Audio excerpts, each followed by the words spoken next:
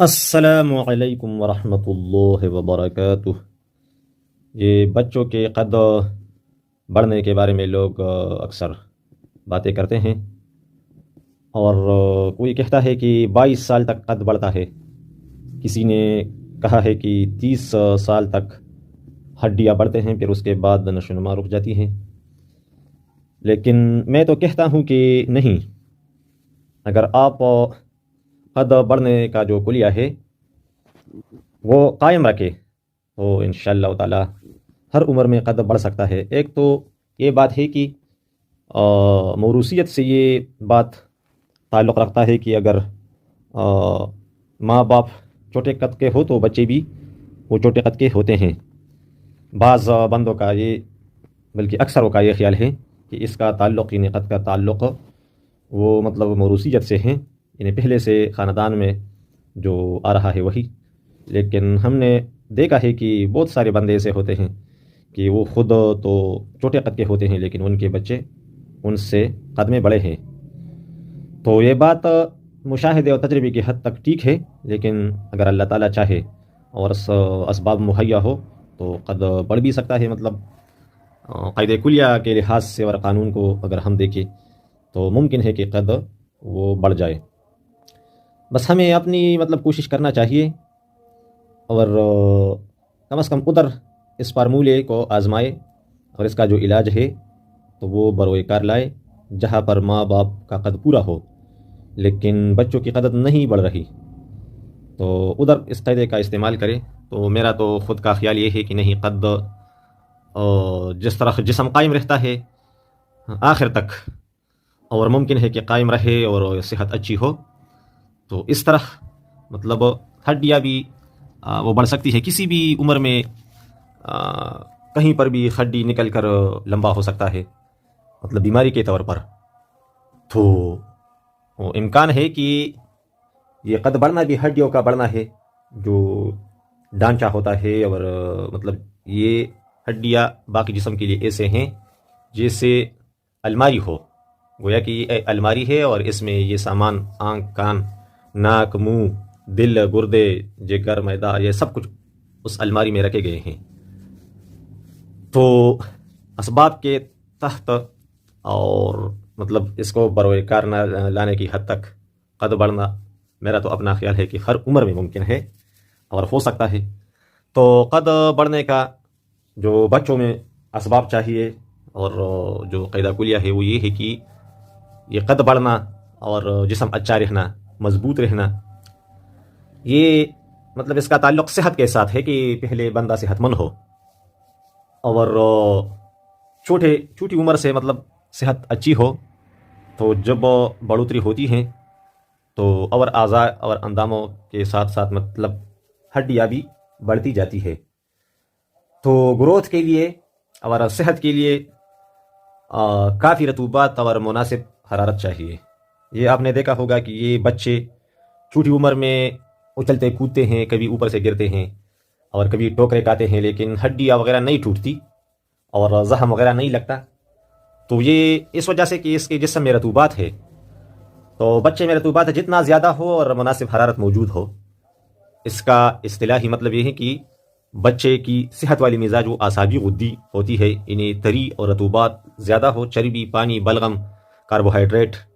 یہ سب مطلب اصطلاحیں اس اعصابی مزاج کے ساتھ تعلق رکھتے ہیں اور اس پر استعمال ہوتے ہیں۔ تو اعصابی غدی مزاج بچے کی صحت والی مزاج ہے، تو اگر رطوبات کافی ہو اور بلکہ زائد ہو اور اس کے ساتھ مناسب حرارت ہو، دلیل اس پر مطلب قائم کرنا بہت آسان ہے کہ کس طرح آپ یہ دعویٰ کرتے ہیں کہ رطوبات زیادہ ہو اور مناسب حرارت ہو تو جسم توانا رہتا ہے اور بڑھوتری، گروتھ یہ مسلسل ہوتی رہتی ہے اور قد بڑھتی ہے۔ تو اگر آپ دیکھیں تو سردیوں میں اگر بارشیں بھی ہوں لیکن جب ٹھنڈک زیادہ ہو، پانی ابھی تک گرم نہیں ہوئی ہو، جب تک کہ سورج میں گرمی نہ آئے تو پانی بارش کا وہ ٹھنڈی ہوتی ہے، اس وقت تک یہ پودے وغیرہ نہیں بڑھتے، لیکن جب سورج میں گرمی آتی ہے اور پھر بارشیں بھی ہوتی ہیں تو سب چیزیں یہ زمین سے پودے وغیرہ نکل کر آتے ہیں، اور پھر رفتہ رفتہ مطلب جتنا پانی ہو، رطوبات اور گرمی ہو تو فصلیں اگتی ہیں اور بڑھتی ہیں۔ تو اسی طرح اگر آپ دیکھیں تو برسات کے موسم میں گرمی بھی ہوتی ہے اور بہت سارا پانی آسمان سے برستا ہے، تو لوگ نئے نئے پودے اگاتے ہیں اور اسے لگاتے ہیں زمین میں، اور آپ جس چیز کو بھی دیکھیں تو ہر جگہ پر نئے نئے یہ جو ٹہنیاں ہیں وہ نکل آتی ہیں اور جلدی جلدی یہ پودے اور درخت بڑھتے رہتے ہیں۔ تو سردیوں کے موسم میں جو بارش ہوتی ہے اور اس کے ساتھ سورج کا مطلب گرمی، تو اس کے ساتھ یہ فصلیں اگتی ہیں اور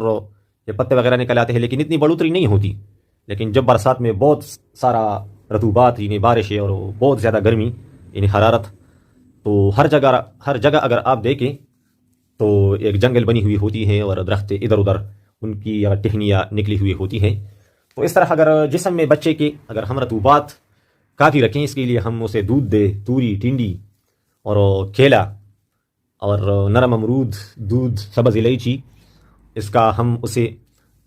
جوس بنا کر دے اور ساگودانے کی کھیر بہت بہت کھلائے، اور دودھ کا خاص کر اہتمام کرے، سوجی کا، اس طرح گندم کی روٹی کا، چاول کا، مطلب جتنے چیزیں ہیں جس میں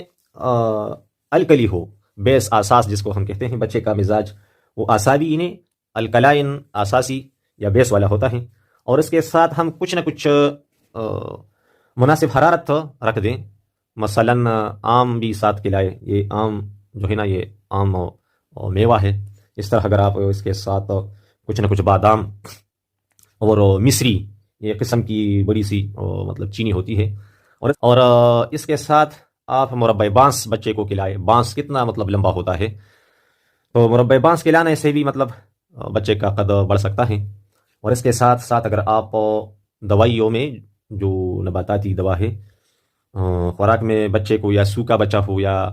دبلا پتلا بچہ ہو، تو اسگندھ ناگوری کا سپوف، اس میں آپ مصری ملائے اور میٹھے دودھ سے 1 وقت یا 2 وقت تو صبح اور شام کو دے، تو اس سے کمزور بچے میں رطوبات پیدا ہو جاتے ہیں،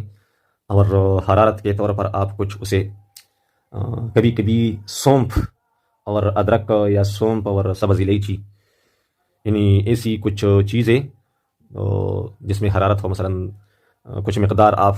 پودینے کا یا جوانی دیسی کا، یا خوراک میں اخروٹ کا رکھے، بادام کا رکھے، سوجی، بادام اور اخروٹ کا حلوہ بچے کو آپ کھلائے، مکھن کھلائے، تو بادام، مکھن، کیلا یہ بچوں کو آپ کھلائے، تو انشاءاللہ جتنا آپ یہ اسے کھلائے تو اتنے رطوبات اور اس میں مناسب حرارت یہ پیدا ہوتی جائے گی۔ اس کے ساتھ کھجور، مکھن کے ساتھ کھجور ہو تو مکھن کھجور کی حرارت کو کنٹرول کرے گا، اور کھجور مکھن کو اپنی فطری طبعی حرارت سے پیدا دے گا۔ تو جب بہت سارا رطوبات ہو جسم میں، جس کی میں نے کئی تعبیریں بتائی، یعنی الکلی زیادہ ہو، بلغم زیادہ ہو، اس طرح کاربوہائیڈریٹ کا ہے، ہائیڈروجن کا ہے بچے کے جسم میں، اور اس کے ساتھ کچھ نہ کچھ حرارت ہو، تو انشاءاللہ قد بھی بڑھے گا، اور مطلب جسم چوڑا بھی ہوگا، صرف یہ نہیں کہ لمبا ہوگا اور باقی دبلا پتلا، بلکہ چوڑا بھی ہوگا اور وزن بھی اچھا ہوگا۔ تو انشاءاللہ تعالی یہی قاعدہ اگر آپ استعمال کریں اور اللہ تعالیٰ سے مانگیں، اور اس کے ساتھ ساتھ باسکٹ بال جس میں اچھل کود بہت ہوتا ہے، یعنی زمین ایسی ورزش کرنا جس میں زمین سے پاؤں اٹھے، جس طرح باسکٹ بال ہو گیا، اسکپنگ ہو گیا، یہ جو رسی بچے ہاتھ میں لے کر اور پاؤں کی نیچی سے لے کر اس طرح کرتے ہیں، اسکپنگ اس کو کہتے ہیں ہم۔ تو اسکپنگ بچوں کو